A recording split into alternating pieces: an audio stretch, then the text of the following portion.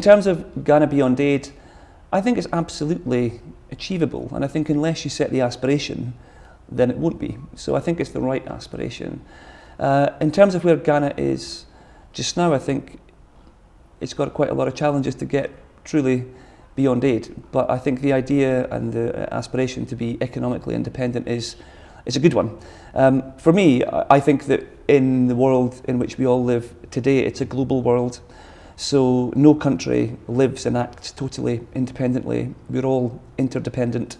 The UK, perhaps the best embodiment of that. London is a global city. If you walk through the streets of London, there are thousands, tens of thousands of Ghanaians living there, people from around the world living there. So the world is much more interconnected than it ever was in the past. So therefore, it seems to me that as Ghana looks beyond aid, it needs to shape now the kind of partnerships it wants to see in the future. And I hope that we see an even stronger relationship, an even stronger partnership with the UK and Ghana, not one that's built on development, but one that's built on a partnership of equals, a partnership whereby we invest in each other's economies, where we help each other's people grow, develop, work.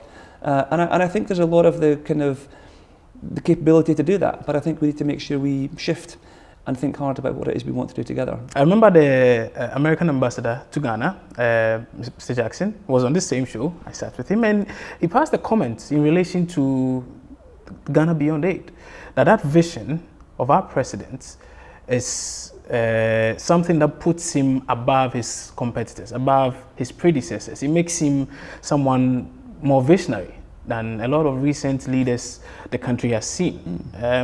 I don't know from where you sit whether or not you also draw a similar comparison. Is that the case? So I think that it's been well received in terms of the vision, Ghana Beyond Aid. It's been an excellent line. It's been an excellent kind of encapsulation of, in 3 words, what the president wishes to achieve as president of this country. I think that the test for us all now is execution, is making that is implementing that, making that happen.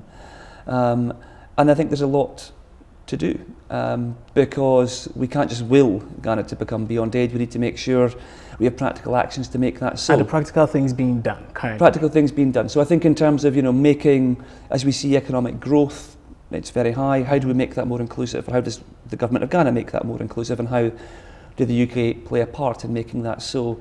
How do we help grow employment opportunities? I know when I'm looking at how the UK, which still is a big development partner, we still spend £125 million a year through DFID. We still have about 1.8 billion invested through things like CDC and PIDGE. We have a significant private sector involvement in the country. We've spent about £2 billion over the last 15 years on health and education.